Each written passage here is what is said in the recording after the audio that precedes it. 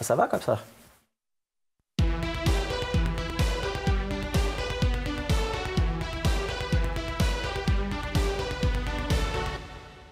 Bonjour à tous, bienvenue dans l'interview. Nous allons décortiquer l'accord de gouvernement avec Marie-Hélène Ska. Bonjour, secrétaire générale de la CSC, donc le syndicat chrétien. Cet accord de gouvernement et la coalition qu'il met en place, c'est un nouveau souffle pour le pays ou c'est un cauchemar? C'est un véritable cauchemar, c'est un cauchemar intégral pour les travailleurs et pour les allocataires sociaux. C'est probablement la pire régression sociale que nous ayons eue ces 25 dernières années. Ouais, c'est pas un terme un peu fort, ça, juste d'une organisation plutôt à gauche, qui a du mal avec un programme plutôt à droite? J'ai beau regarder tous les éléments qui sortent dans la presse ces dernières semaines, il n'y en a pas un qui soit positif pour les travailleurs ou pour les allocataires sociaux. Donc on n'est pas simplement dans un mauvais moment à passer pour relancer une machine économique, on est sur une attaque frontale des chômeurs, des jeunes qui auront du mal à trouver du travail, des personnes qui travaillent aujourd'hui et à qui on dit aujourd'hui votre salaire continuera à être bloqué et vous ne pourrez plus partir par exemple en interruption de carrière ou en créditant, à des personnes qui s'attendaient à pouvoir après 40 ans, 42 ans de carrière, pouvoir partir, à qui on dit aujourd'hui désolé, mais il faudra encore patienter un peu, et à des pensionnés pour qui le seul message que l'on leur envoie, c'est on va essayer de sauver votre système de pension, mais on ne met rien sur la table. Sans compter l'ensemble du volet budgétaire, où on continue à considérer que toutes les fonctions collectives et tout ce que fait l'État, ça ne compte pour rien et qu'il faut simplement diminuer la facture. Ouais, on va y revenir. Olivier Willox, donc de Bessi, donc l'organisme qui représente les entreprises bruxelloises, on l'a vu dans le journal il y a quelques minutes, il dit lui, on est en train de sauver la sécurité sociale, c'est ce qu'il fallait faire. C'est le message que l'on nous envoie quand on veut utiliser un euphémisme. Mais sauver la sécurité sociale aujourd'hui, c'est d'abord garantir son financement. Je n'ai rien vu, pas une ligne, pas un mot sur la manière dont la sécurité sociale serait financée demain, si ce n'est qu'on va lui enlever une partie de son financement, puisque l'on va diminuer les cotisations payées par les entreprises et qui alimentent aujourd'hui, par exemple, le fonctionnement des soins de santé ou le paiement des pensions. Alors, sur les pensions, justement, donc report à 67 ans, tout le monde savait quand même qu'il fallait toucher à quelque chose sur les pensions. Il y a eu un rapport de la commission Vandenbroek qui envisageait un débat et que dans ce débat, on puisse parler de l'allongement des carrières. Est-ce que c'était pas un peu inscrit dans les astres qu'il fallait faire ça? Donc, trois choses sur ce point-là. Le rapport Vandenbroek ne dit pas qu'il faut allonger les carrières. Aujourd'hui, elles sont de 45 ans en Belgique. C'est la durée la plus longue pratiquement de toute l'Union européenne. Deuxièmement, le débat principal sur les pensions, c'est qu'aujourd'hui, la majorité des travailleurs partent vers l'âge de 59-60 ans. Et donc, il faut permettre à un plus grand nombre de travailleurs de pouvoir être actifs jusqu'à 61, 62, voire au-delà, mais en tout cas pas jusque au-delà de 65 ans. Et ça, aujourd'hui, on voit bien que dans les entreprises, ça reste difficile. Il faudra qu'on nous explique comment on va faire. Ça veut dire que les 67 ans, c'est un vœu pieux et qu'on n'arrivera pas à le traduire dans les faits? Ça veut dire que c'est une provocation pure et simple qui dit simplement aux travailleurs aujourd'hui, pour financer votre pension demain, il faudra que vous travailliez encore plus longtemps.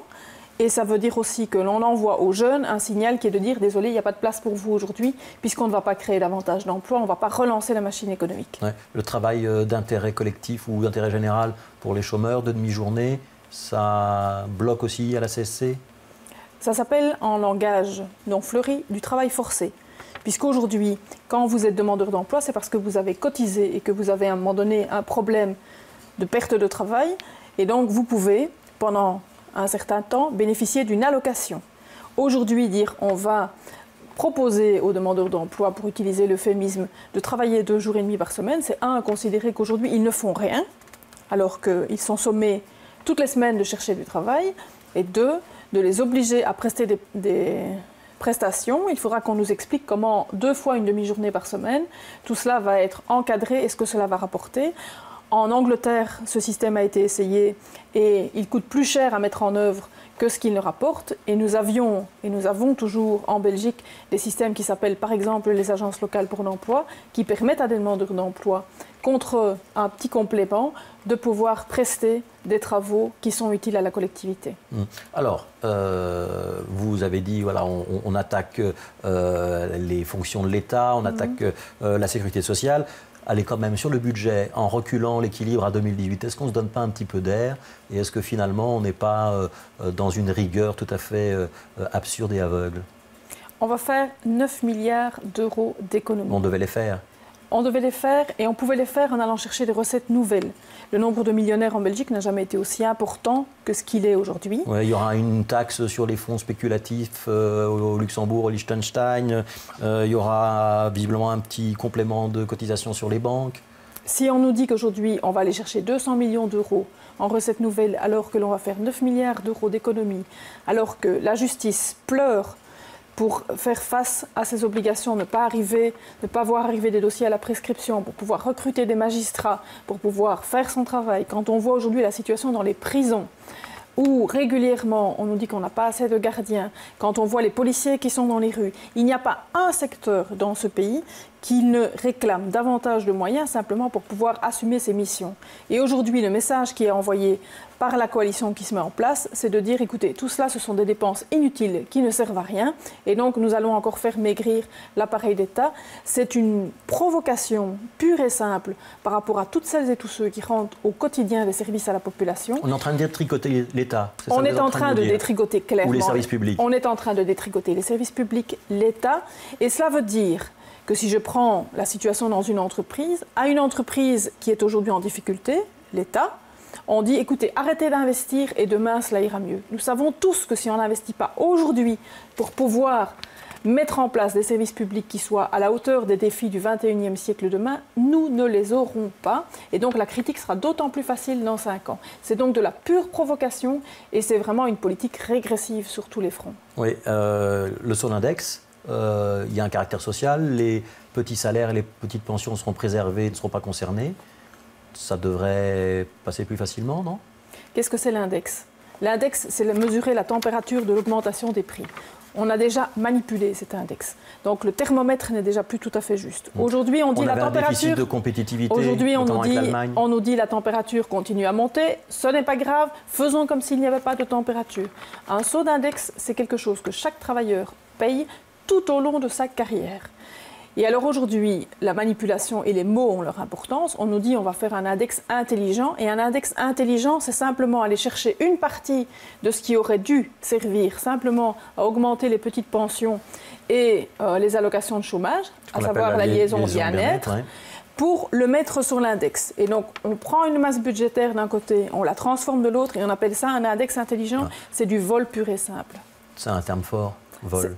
C'est du vol de ce qui avait été convenu par le gouvernement précédent, qui avait été garanti dans une loi, à savoir que 100% de l'enveloppe bien-être serait affecté pour la préservation du pouvoir d'achat des retraités, des invalides et des demandeurs d'emploi. Et aujourd'hui, on nous dit on va en transformer une partie pour pouvoir corriger les effets de l'index, alors même que nous sommes en déflation, c'est-à-dire que les salaires vont baisser. Est-ce que vous êtes d'accord pour dire que finalement c'est le gouvernement des entreprises, si je résume tout ce que vous venez de nous dire?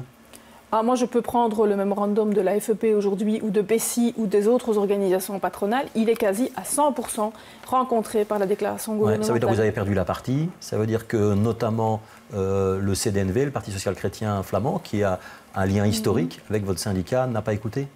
Cela veut dire en tout cas que la volonté des partis qui étaient autour de la table était de donner un coup de barre à droite. Ce coup de barre à droite, il est là. Il va avoir des conséquences extrêmement importantes pendant les 5 ans, pendant les 10 ans à venir. Et donc ça, chaque citoyen va le payer demain. Est-ce que vous êtes mal à l'aise avec le CDNV, qui a un lien historique avec le syndicat chrétien? Ça veut dire que manifestement le CDNV n'a pas su faire le rapport de force autour de la table. Et donc dans ces conditions-là, cela pose effectivement un certain nombre de questions. Mais une coalition qui est aussi déséquilibrée dès le départ, cela veut dire que l'ancrage majoritaire de ce gouvernement est un ancrage clairement à droite et nationaliste. Quand ce gouvernement dit on fera de la concertation sociale, et notamment on compte sur les partenaires sociaux pour, par exemple, aménager la décision autour du Sonindex, vous lui dites quoi? Vous allez participer aux discussions ou pas?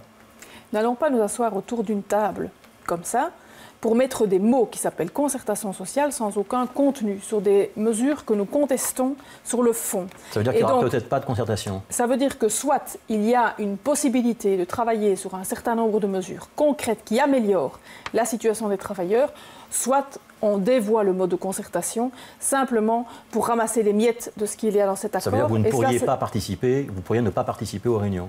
Et en tout cas, ça veut dire que ça ne permet pas, un tel accord ne nous permet pas aujourd'hui de nous mettre autour d'une table, autour d'un certain nombre de sujets concrets. Ouais, la FGTB et le Parti Socialiste, on le sent bien, annoncent le retour de ce qu'on appelle l'action commune. La CSC va suivre, vous serez dans la rue aussi ou pas? La CSC examinera l'ensemble des textes mardi avec son Conseil général. En fonction de cela, nous verrons avec la FGTB et le syndicat libéral quelles sont les attitudes à définir pour les semaines qui viennent. Et donc oui au front commun. Pour ce qui concerne l'action commune, c'est quelque chose qui est propre à la FGTB et qui ne nous concerne pas. Maria Lenska, merci d'avoir été l'invitée de l'interview. Dans un instant, c'est la météo. Bonne journée.